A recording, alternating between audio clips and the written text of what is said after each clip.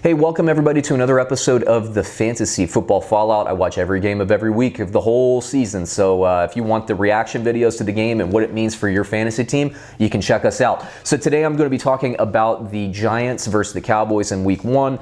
This was a beatdown, a division beatdown. Let me just start with the Cowboys. Dak Prescott looked really good. Kellen Moore, it was his first game calling plays.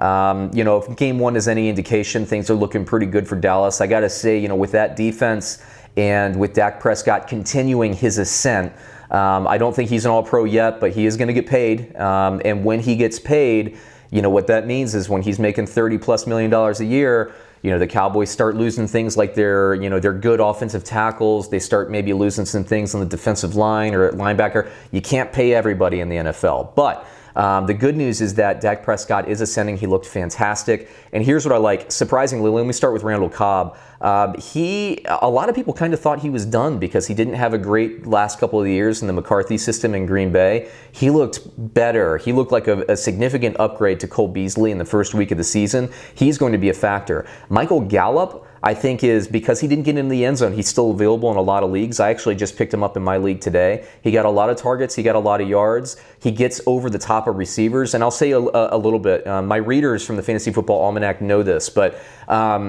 there was a video trying to troll Dak Prescott. I think a Redskins or a Giants or an Eagles fan put it out there and said, oh, this is your quarterback. And Dak Prescott, they showed him just overthrowing receivers that were wide open deep.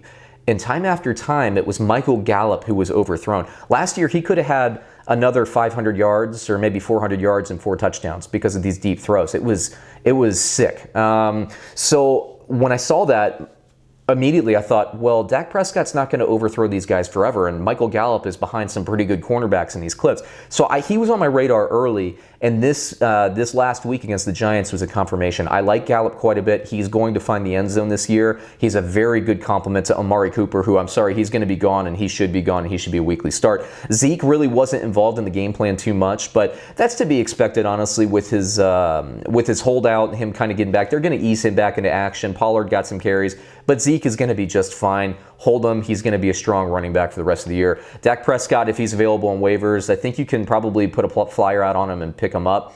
I think Kellen Moore is going to want to call a lot of passing plays, and they're going to use Zeke. I think hopefully they're going to use Zeke a little bit more in the screen game, which only improves Dak Prescott's numbers.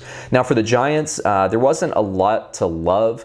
Evan Engram looked fantastic. We expected him to have an uptick in his season, go back to kind of what he did in his rookie season there. Just because Odell Beckham's gone, the Giants' passing game is going to be reshaped. It's really Sterling Shepard when Golden Tate comes back. They'll be the impactful guys, but I think Evan Engram's going to be the guy in the goal line they look for, and we saw that this week. Saquon Barkley is a monster. They didn't run the ball enough. They got away from it. And to be fair to the Giants' play calling team, they were behind significantly fairly early, but I thought they went away from Barkley probably too early in the game. He's going to continue to be a factor, so just keep an eye out for him there. Eli Manning, there's nothing you need to really invest in there.